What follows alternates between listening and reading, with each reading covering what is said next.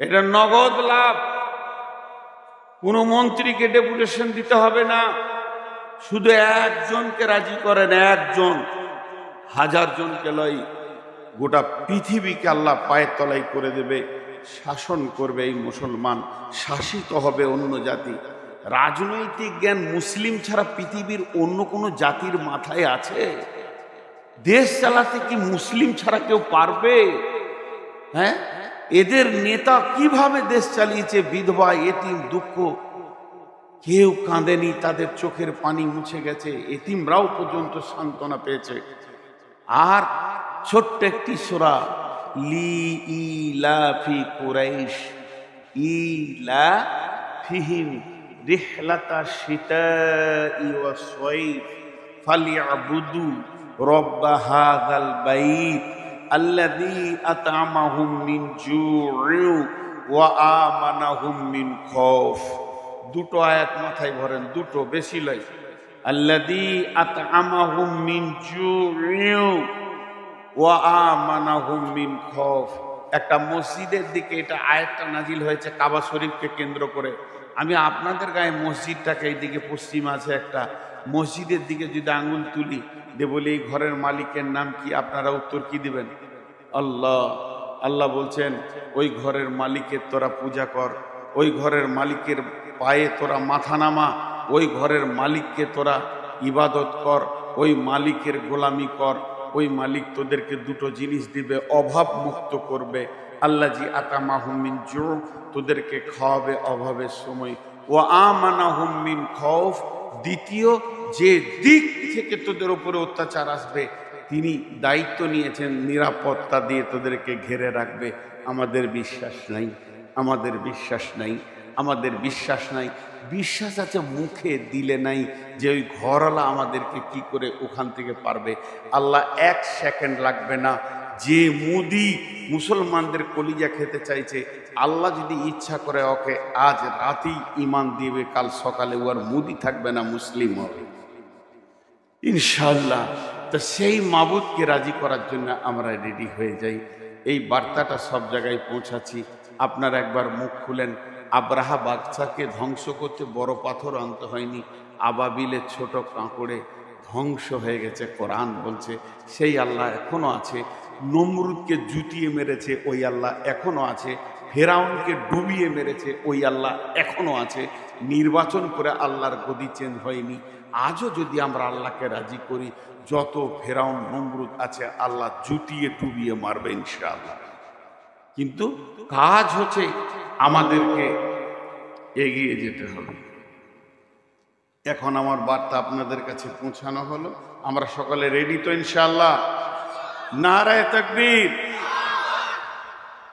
আমি আপনাদের সামনে আয়াত করেছি কবর সম্পর্কে। তার তো 20 মিনিট। এই বক্তালি এসে 12টায় ছাড়বো, 1 সেকেন্ড আগে যাব। তোমরা কি করে সভা চালাবে এর জন্য আমি দায়ী না। বক্তা নিয়ে এসে হাজির করে দাও। আল্লাহ তাবারাক ওয়া তাআলা 4-5টা কথাতে আমার জিন্দেগিকে বেঁধে রেখেছেন। আমরা একটা সফরে আছি। আমাদের সফর শুরু হয়েছে আত্মা জগৎ থেকে। সফর শেষ হবে আমাদের জান্নাতে গিয়ে। আত্মা জগৎটা কোথায়? খুব ছোট ছোট করে বলবো, বেশি লম্বা সময় নিব না। আত্মা জগৎটা কোথায়? জান্নাতুল ফেরদাউসের ভিতরে একটা ময়দান আছে, তার নাম আত্মা জগৎ। কেন ওই নামটা হলো? হযরত আদম আলাইহিস সালামকে ওই জায়গাতেই আল্লাহ নিজের হাতে বানিয়েছিলেন এবং প্রাণ দিয়েছিলেন। আর আদমের পিঠে হাত দিয়ে সমস্ত আত্মাগুলো আল্লাহ ওখানে বানিয়ে রেখেছেন, স্টোরেজ করে রেখেছেন, জমা করে রেখেছেন। কিয়ামত পর্যন্ত যত মানুষ পৃথিবীতে আসবে পালাক্রমে, কে কোন সালে আসবে আর ক তারিখে যাবে, ক তারিখে আসবে আর ক তারিখে যাবে, এটা আল্লাহ নিজেই কন্ট্রোল করছেন। তিনি হলেন কন্ট্রোলার। সেইটাই হলো আত্মা জগৎ। আমরা সেখান থেকে এসেছি। এই ওখান থেকে কিন্তু এই দেহ আসেনি। দেহ মা বাপের ক্রসে শুক্রাণু ডিম্বাণু দিয়ে এই দেহটা তৈরি হয়েছে, পুতুলটা তৈরি হয়েছে। 120 দিন লেগেছে মায়ের পেটে দেহটা পূর্ণাঙ্গ হতে।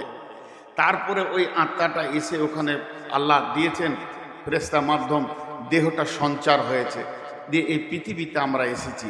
আল্লাহ বলছেন বিসমিল্লাহির রহমানির রহিম মিন আইয়ি শাইইন খলাকাহু মিন নুতফাতিন খলাকাহু ফাকাদ্দারা সুম্মা আস-সাবিলা ইয়াসসারা সুম্মা আমাতাহু ফাআকবারা মিন আইয়ি শাইইন খলাকাহু মিন নুতফাতিন খলাকাহু ফাকাদ্দারা সুম্মা আস-সাবিলা ইয়াসসারা সুম্মা আমাতাহু ফাআকবারা। আল্লাহ বললেন মিন আইয়ি শাইইন খালাকাহু, কোন জিনিস থেকে তোমাদেরকে বানানো হয়েছে? তোমরা জানো কি তোমাদেরকে কি জিনিস থেকে আমি আল্লাহ বানিয়েছি? সেই জিনিসটার ব্যাপারে তোমাদের জানা আছে কি? মিন নুতফাতিন খলাকাহু ফাকাদ্দারা, আমি তোমাদেরকে বানিয়েছি দ্রুত গতি বীর্য থেকে। মেয়েদের বীর্যতে ডিম্বাণু, পুরুষের বীর্যে শুক্রাণু, এই দুটি বীর্যকে আল্লাহ তাবারাক ওয়া তাআলা বলছেন ওয়াস-সামাই ওয়াত-তারিক ওমা আদরাকা মাত-তারিক আন-নাজমুস-সাকিব ইন কুল্লু নাফসিন লাম্মা আলাইহা হাফিজ ফালইয়ানজুরিল ইনসানু মিম্মা খুলিকা মিম্মা দাফিক ইয়াখরুজু মিন বাইনিস সুলবি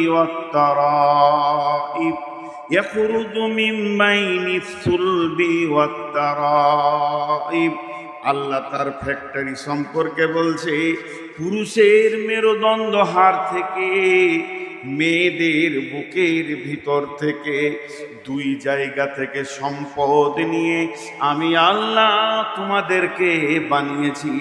মানুষ নামে প্রাণীটা আমি বানিয়েছি। একই হাঁড়ির খাবার, একই মাছ, একই মাংস, একই গাছের ফল, একই ফলের ফুল, ফল ফ্রুট নারী নামে মেশিনে যখন ঢুকে যায় তাতেও ব্লাড তৈরি হয়, সেখানো বীর্য তৈরি হয়, কিন্তু আল্লাহর কারিশমা, সেখান থেকে শুক্রাণু হয় না, ডিম্বাণু হয়। একই হাঁড়ির খাবার, একই বাগানের ফল ফ্রুট, একই মাঠের শাক সবজি পুরুষ নামে মেশিনে যখন ঢুকে যায়, সেখান থেকে রক্ত হয়, বীর্য হয়, কিন্তু ডিম্বাণু হয় না, শুক্রাণু হয়। আল্লাহ তাবারাক ওয়া তাআলা বলছেন এই দুই জায়গা থেকে নির্যাসটা আমি আমার কুদরতে বের করি। মিন নুতফাতিন খলাকাহু ফাকাদ্দারা, তারপরে সুম্মাস সাবিলা ইয়াসসারা, তুমি যে পৃথিবীতে এসেছো তোমার রাস্তাটা কিসের রাস্তা? সেটা হাই রোড ছিল না, সেটা রেল লাইন ছিল না, সেটা বড় গেট সোনার বানানো ছিল না, চাঁদির বানানো ছিল না। আমি আল্লাহ তোমাকে দুইবার পেচ্ছাবের রাস্তা দিয়ে বের করেছি। তোমার মূল্যটা তুমি দেখে নাও, তোমার মূল্যটা তুমি জেনে নাও। সুম্মাস সাবিলা ইয়াসসারা, এত সংকীর্ণ রাস্তা দিয়ে তোমাকে পৃথিবীতে এনেছি, এই রাস্তাটাকে প্রশস্ত আমি করেছি তোমার জন্যে, এটা তোমার মায়ের জন্যে সুন্দর প্রশস্ত করেছি। পৃথিবীতে আনলাম, তোমাকে আমি বানালাম, মানুষ বানালাম, সব ভুলে গিয়ে তুমি বেলাইন হয়েছো কি লাইনে আছো আমার জানার দরকার নাই। তবে তোমার শেষ অঙ্কটা শুনে লাও, শেষ অঙ্কটা শুনে লাও। সুম্মা আমাতাহু ফাআকবারা, সুম্মা আমাতাহু ফাআকবারা, একদিন আমি তোমাদেরকে মারব, কবরে শুইয়ে দেব। আমি ছোটখাটো হিরো নই, আমি ছোটখাটো মাস্তান নই, আমি বানাতে পেরেছি, আমি বানিয়েছি, আমি ফ্যাক্টরি বানিয়েছি, আমি তোমাদের বানিয়েছি, কোটি কোটি বানিয়েছি, বানিয়েছি তো বানিয়েছি, আমি মারতেও পারবো, মারার পরে কবরে তোমাকে আমি শায়িত করে দিব। যেদিন কবরে শোয়াবো সেদিন তোমার চোখ খুলবে, আমার নাম আল্লাহ। ওয়াইদাল কুবুর বুসরাত, এমন একটা দিন আসবে কবরে কেউ থাকবে না, কবর থেকে সব উত্থান করা হবে, তুলে দেওয়া হবে। কবরে শুধু জমা করছি মাত্র, এক এক করে জমা করতে করতে কয়েক বিলিয়ন লোক জমা করে ফেলেছি। আল্লাহ জন্মের ব্যাপারে বলছেন, ইয়া আইয়ুহান নাসুত্তাকু রব্বাকুমুল্লাযী খালাকাকুম মিন নাফসিন ওয়াহিদাতিন ওয়া খালাকা মিনহা যাওজাহা ওয়া বাসসা মিনহুমা রিজালান কাসীরান ওয়া নিসাআ ওয়াত্তাকুল্লাহাল্লাযী তাসাআলুনা বিহি ওয়াল আরহাম ইন্নাল্লাহা কানা আলাইকুম রাকিবা। হে বিশ্ব মানব সকল, ওই আল্লাহকে ভয় করো। সে আল্লাহ কত ক্ষমতাবান, একটা মানুষকে হাত দিয়ে তৈরি করেছে, তৈরি করার পর তার পাশলি হাড্ডি এবং আত্মা সম্পৃক্তে তার বিবিকে বানিয়েছে। তাহলে একটা নারী হলো, পুরুষ হলো, এই দুটি মেশিন দিয়ে সারা পৃথিবীতে গোটা বিশ্বটাকে ভরে দিয়েছে মানুষ আর মানুষে। অনেক নারী এবং অনেক পুরুষে ভরে গেছে। আল্লাহ তাবারাক ওয়া তাআলা বলছেন, তুমি ওই আল্লাহকে ভয় করো যে এতগুলো মানুষের পপুলেশন দিয়ে দিয়েছে। জানো ককটি কবরে চলে গেল, এখন জমা হচ্ছে এখানে, হতে হতে হতে হতে হতে হতে জমা যেদিন শেষ হবে, শেষ লোকটা যেদিন মারা যাবে, সুম্মা নুফিকা অনুফিকা ফিস-সূরি ফাসাইকা মান ফিস-সামাওয়াতি ওয়াল আরদি, একদিন পৃথিবীকে আমি ধ্বংস করে দিব, একসাথে সব মরবে। এখন এক দুই করে মরছে, সব মরে যাবে। আর ইল্লা মান শাআল্লাহু সুম্মা নুফিকা ফীহি উখরা, এবং দ্বিতীয় সুর যখন ফুঁকব, কবর থেকে সবগুলোকে তুলে হাসরের ময়দানে জমা করব। কবর একটা জায়গা, কতদিন এখানে থাকতে হবে? কি হয়েছে এটা? অনুরোধ, আপনার সময় 12টা 30 করবেন। আপনার অনুরোধ আমি না মানি না, কারো অনুরোধ মানব। 8 তারিখে ডেট নিয়েছে। ও কোন স্যার ছিল ওটা আমি দেখবো না। 8 তারিখে ডেট নিয়েছে না জি?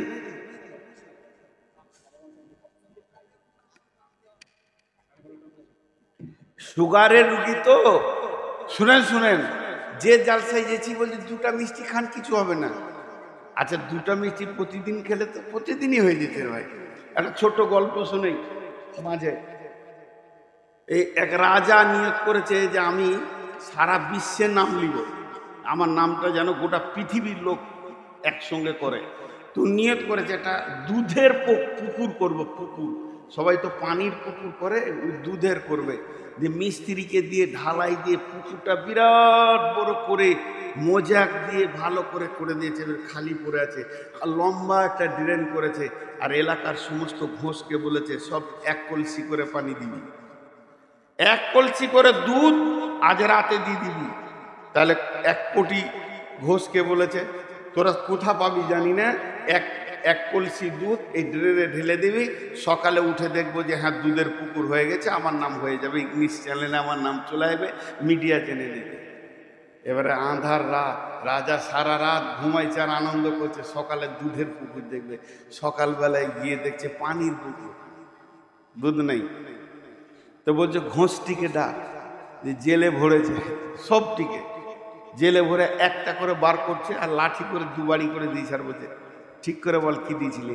স্যার আমি মনে করছি সবাই পানি দিচ্ছে, দুধ দিচ্ছে, তা আমি পানি দিই না, আমি 1 কলসি পানি দিয়েছি। সবাই পানি দিয়েছে, দুধ কেউ দেয়নি। বুঝতে পারছেন তো? তো আজকে একটু চালিয়ে দেন। এটা তো প্রতিদিনই লোক বলছে আজকে চালিয়ে দেন, আর আমি সুগারের রুগী 12টার আগে নামতে চাইছি। এটা হবে না কোনোদিন। জিদ করে নেমে যাবো, তাহলে ওরা বুঝবে যে এটা করে, নাহলে প্রতিদিন হচ্ছে। যাক, অন্যদিকে চলে যাচ্ছে। তো আল্লাহ তাবারাক ওয়া তাআলা বলেন, এবারে কবরে আদম প্রথম শুয়েছে, হাবিল কাবিল। তো কখন শুয়েছে ডেট তারিখটা জানি না। আমরা একদিন জিজ্ঞেস করছি একটা সাইকুল হাদিসকে, আমি নিজে প্রশ্ন করছি যে বলতো আদম আলাইহিস সালাম কতদিন আগে পৃথিবীতে ছিল, কতটি বছর আগে? এটা বলতে পারলে বোঝা যাবে যে এতগুলো মাল যে পৃথিবীতে তৈরি হয়েছে, এখন 800 কোটি আছে, তাহলে ওই দুটো প্রথম শুরু হয়েছে যে এতগুলো হয়ে গেল এত বছরের মধ্যে। তা আল্লাহ তাআলা বলছেন প্রথম কে শুয়েছে ক তারিখে আল্লাহই জানেন। কিন্তু যেদিন পৃথিবী ধ্বংস হবে, সবাই একসঙ্গে মাটি চাপা পড়ে যাবে, কিন্তু সেই দিন একটা জোনাকি পোকা পিপুলিকা বেঁচে থাকবে না, প্রাণ যতগুলো আছে চলে যাবে। ইল্লা মান শা আল্লাহ, আল্লাহ যাকে ইচ্ছা করবেন তাকেই বাঁচিয়ে রাখবেন, এটা একটা আলাদা কথা। কিন্তু দ্বিতীয় সুর যখন ফুটবে, কবর থেকে উঠবে, ওই কথাটা আল্লাহ এক কথাই বলে দিয়েছেন, ওয়াইদাল কুবুরু বুসিরাত, কবরে একটি থাকবে না, সব উঠে যাবে। পাগলা খ্যাপা, ছোট বড়, নারী পুরুষ, শিক্ষিত অশিক্ষিত, সব ময়দানে উঠে যাবে। তা প্রথম সব থেকে কবরে কম দিন একটা লোক শুয়ে থাকবে, কদিন? কম কম, ওর থেকে কম কবরে কেউ শুয়ে থাকেনি। আল্লাহ বলছেন বিসমিল্লাহির রহমানির রহিম, ওয়ানফিকা ফিস সূরি ফাসাইকা মান ফিস সামাওয়াতি ওয়া মান ফিল আরদি ইল্লা মান শাআল্লাহু সুম্মা নুফিকা ফীহি উখরা ফাইদা হুম কিয়ামুন ইয়ানজুরুন। ইসরাফিল প্রথম সুর ফুঁকবে, ইসরাফিল দ্বিতীয় সুর ফুঁকবে। প্রথম সুর যখন ফুঁকবে, পৃথিবীটা ধ্বংস হয়ে সমস্ত মানুষ মাটি চাপা পড়ে যাবে। গাছপালা, জমি জায়গা, ঘর বাড়ি, অট্টালিকার বড় বড় টাওয়ার, ফ্ল্যাট কিছুই থাকবে না। রেল স্টেশন, নদী নালা, খাল বিল একটা রুটির খোলার মতো ময়দান হয়ে যাবে। সমস্ত মানুষ যারা কবরে আছে কবরে থাকবে, আর যারা বেঁচে আছে তারা কবর অটোমেটিক তাদের হয়ে যাবে, মাটি চাপা পড়ে যাবে। তারপরে দ্বিতীয় সুর যখন ইসরাফিল ফুঁকবে, সবাই কবর থেকে উঠবে।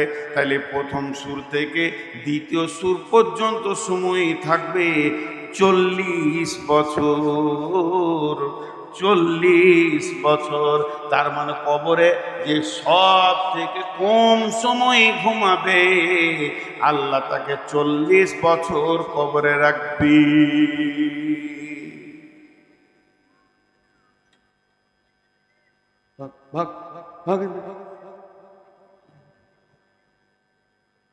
মাথা গরম করতেছে তো 40 বছর কবরে থাকবে। হাজি, কবরে যাব না খালি একজন বলেন। মাঝে একটা কথা বলি, কবরের আরেকটা নাম আছে আলামে বারজাখ। ওই সময়কালটাকে বারজাখ বলা হয়েছে, মৃত্যুর পরের জীবন আর হাসরে মাঠে উঠার জীবন। বারজাখ শব্দটা কেন বললে, সবাই কবর পাবে না। আমরা যতজন আছি, কজনের কপালে কবর আছে না নাই? কাউকে হয়তো পানি জাহাজে ডুবে মরে গেছে, কারো লাশ গুম হয়ে গেছে, কাউকে পুড়িয়ে দিয়েছে গাড়ি সহ আগুন লাগিয়ে, কাউকে হাঙ্গড়ে গিলেছে, কাউকে গুম করে দেওয়া হয়েছে, কারো লাশকে বস্তায় ভরে পচিয়ে দেওয়া হয়েছে, আর হিন্দু ভাইদের চিতাতে পোড়ানো হচ্ছে, বর্গীদের সুধা করে পুঁতে দেয়, খ্রিস্টানদের পূর্ব পশ্চিম সমাধি করে, আর একটা জাতি আছে বসিয়ে রেখে তাকে পুঁতে দেয়। বিভিন্ন রকম করা হচ্ছে পৃথিবীতে। শুধু মুসলিমরাই কবর দেয় তাই নয়, ইহুদিরা দেয়, তাদের মতো তারা দেয়। তার জন্য আল্লাহ নবী বলছেন এই সময়টাকে বারজাক কাল বলে। আল্লাহ রসুল বলছেন বিসমিল্লাহির রহমানির রহিম, ইদা ওয়াদিয়াল মাইয়াতু ফিল কবরি আতাহু মালাকানে ফায়াকুলানে মান রাব্বুকা মা দীনুকা ওয়া মান নবিয়ুকা। ইদা ওয়াদিয়াল মাইয়াতু ফিল কবরি, যখন মাইয়াতকে কবরে রেখে দেয়া হয়, আতাহু মালাকানে, তখন দুইটা ফেরেশতা আছে, তারা দুইজনা একই সঙ্গে বলে, একা একা বলে, একজন শুনে তা নয়, দুইজন দৌত কণ্ঠে বলে, ফায়াকুলানে মান রব্বুকা, তোমার রব কি, মা দিনুকা, তোমার দিন কি, মান নবিয়ুকা, তোমার নবী কে। আল্লাহ নবী বলছেন এই প্রশ্নটা শুধু মুসলিমদের হবে তা নয়, চিতাতে যখন মানুষকে শোয়ানো হয়, ওকে আগুন দেওয়ার আগে ওই প্রশ্ন ওর হয়ে যাবে। বর্গীদের পোতা হয়, খ্রিস্টানদের সমাধি হয়, যত রকম হবে না হোক না কেন, মরার পরে বিদায়ের সময় তার সেই প্রশ্নটা হয়ে যাবে। ইয়ার আল্লাহ নবী বলছেন এই তিনটি প্রশ্ন থেকে পৃথিবীর কোনো মানুষ বাদ যাবে না। আল্লাহর নবী পরিষ্কার বলে দিয়েছেন, ইদা উদিয়াল মাইয়াতু ফিল কবরি আতাহু মালাকানে ফায়াকুলানে মান রাব্বুকা মা দীনুকা ওয়া মান নবিয়ুকা। একটি মজার কথা কি, এখানে একটা মাইয়াত হয়েছে, জি লাশটা এখানে পড়ে আছে,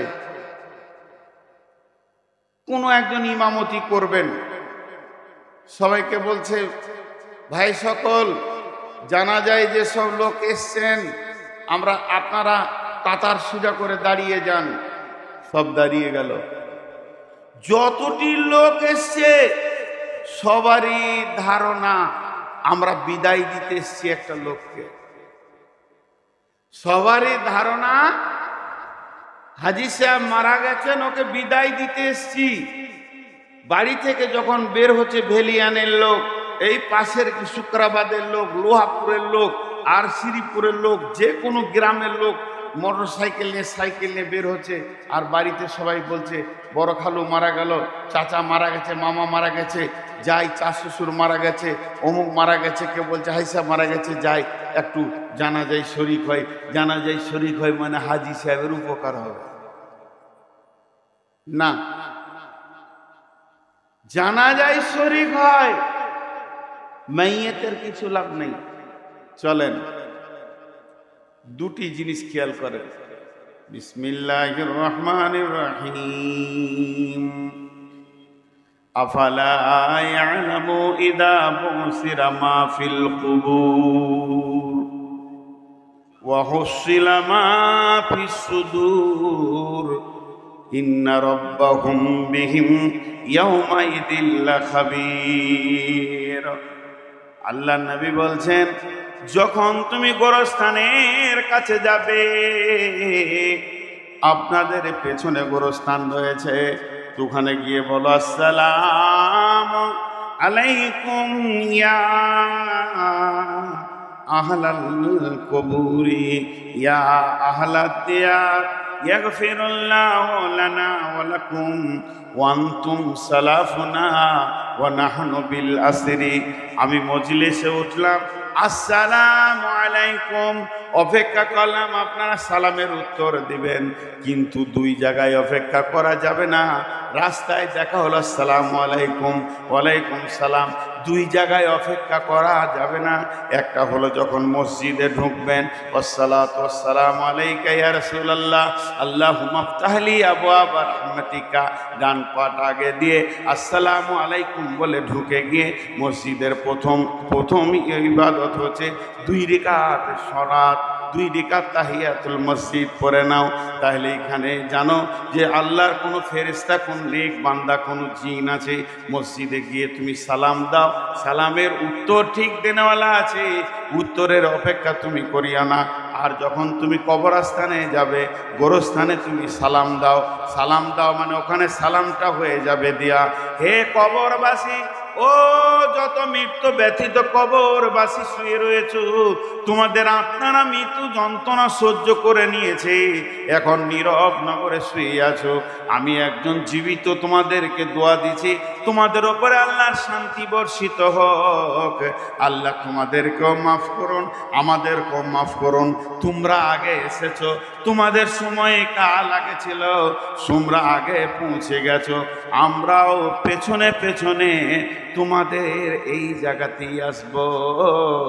একটা আপনাদের বীরভূম জেলাতে একটা গোরস্থানে লেখা আছে, এই রকম মেন রাস্তা আমি জায়গাটার নাম বলবো না, এই রকম ন্যাশনাল রোডের ধারে বিরাট বড় গোরস্থান, লেখা আছে 3 লাইন কথা। প্রথম লাইনে লেখা আছে, হে পথিক চলার পথে আমাদের জন্য দোয়া করে যাও। হে পথিক চলার পথে আমাদের জন্য দোয়া করে যাও। দ্বিতীয় লাইনে লেখা আছে, হে পথিক তোমরা আজকে যেখানে, আমরা কালকে ছিলাম সেখানে। তোমরা আজকে যেখানে, আমরা কালকে ছিলাম সেখানে। হে পথিক আজকে আমরা যেখানে, তোমরা আগামীকাল হয়ে যাবে সেখানে। অতএব দোয়া করে যাও। অতএব বন্ধুরে আমার, আল্লাহ তাবারাক ওয়া তাআলা রাসূল বলছেন, ইয়াগফিরুল্লাহু লানা ওয়া লাকুম ওয়া আনতুম সালাফুনা ওয়া নাহনু বিল আসরি। তোমরা আগে আগে এসেছো, আমরা পেছনে পেছনে যাব। এবার একটা এখানে লাস্ট পড়ে আছে, আমি ইমামতি শুরু করেছি, দোয়া করতে শুরু করলাম। আল্লাহুম্মা গফির লিহাইয়িনা ওয়া মাইতিনা ওয়া শাহিদিনা ওয়া গায়বিনা ওয়া সাগীরিনা ওয়া কাবীরিনা ওয়া যাকারিনা ওয়া উনসানা।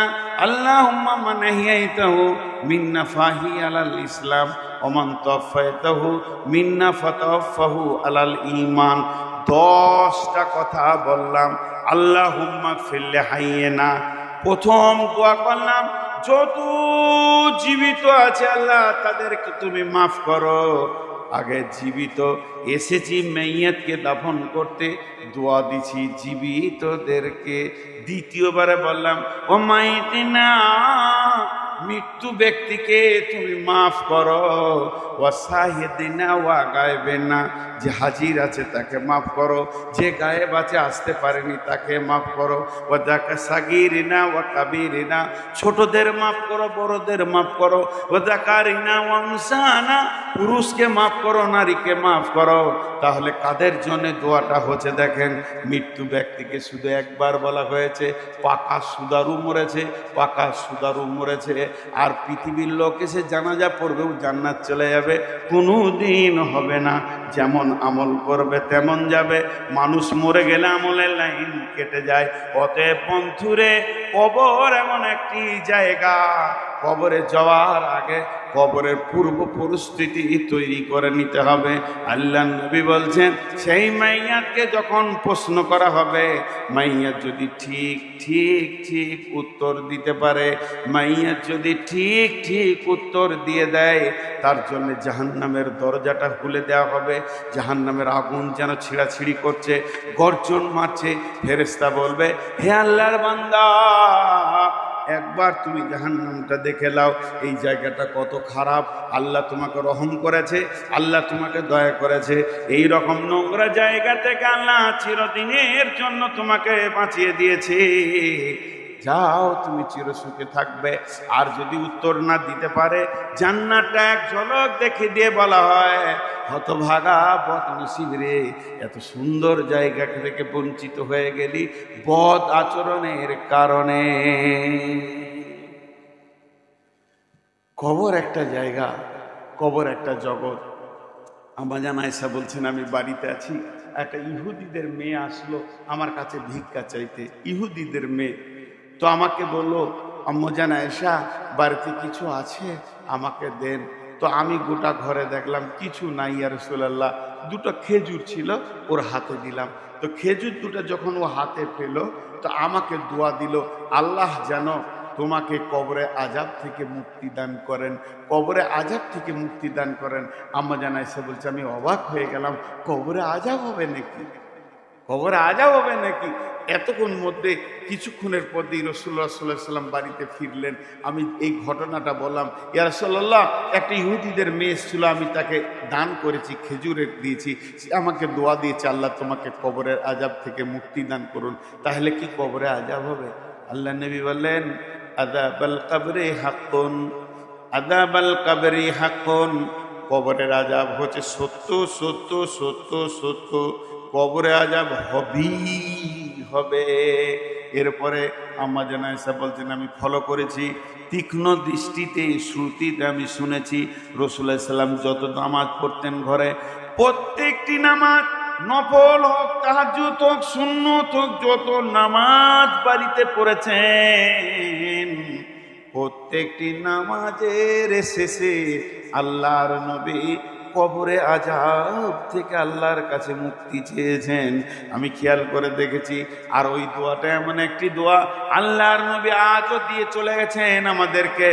আমরা যখন তাসাহুদে বসে থাকি সালাম ফেরার আগে শেষ তাসাহুদ যেটা, তখন কবরে আযাব থেকে মুক্তি যায়।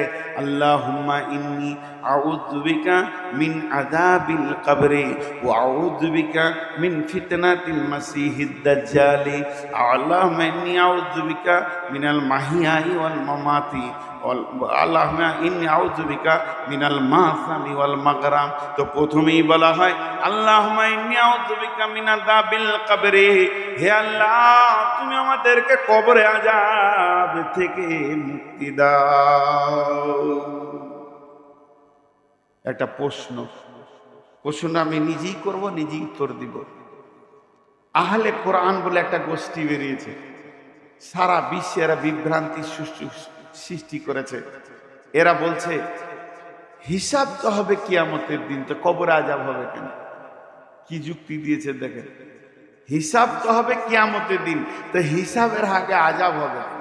হিসাব হয়ে আমি মুজরিম এটা সাব্যস্ত হবে, প্রমাণ হবে আমি মুজরিম, আমি দোষী, আমি গুনাহগার, তারপরে আযাব চালু হবে আর কবরে আযাব শুরু হবে আর কিয়ামতের দিন হিসাব হবে। এটা কেমন কথা ভাইয়া?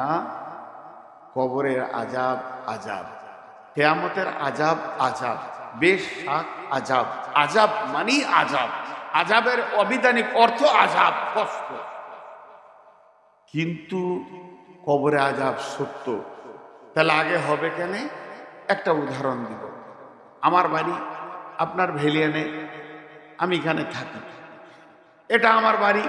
আমার বাড়ি থেকে দূরে একটা মুদিখানা দোকান আছে। আমি দেশ বিদেশে ঘুরি, ঘরে কম থাকি, ওই দোকানে আমি 12 মাস মাল খাই। সেখানে আমার একটা খাতা আছে, মাল আনি দেয়, সে দেয়, আমার কাছে টাকা চাই না, মাসের শেষে পেমেন্ট করে দিই, আবার কখনো 2 মাসে করি, এটা চলে। একটা কথা বলেন, আমি দোকানদারকে বলছি ভাই মনে হয় 3 মাস আপনাকে টাকা দিই না, কতদূর কি হলো? আমার তো আইডিয়া হচ্ছে যা খেয়েছি তাতে 40-এর ঘর ঢুকে গেল নাকি। তা দোকানদার হাসতে হাসতে বলছে, মৌলানা আপনি খান না, অসুবিধা কি আছে, খান। তা আমিও একটু ব্যস্ত, তো হিসাবটা এই এপ্রিল মাসের শেষে বসবো কিংবা মে মাসের 10 তারিখে বসবো। হিসাবের একটা ডেট হয়ে গেল, হিসাবের দিন হয়ে গেল।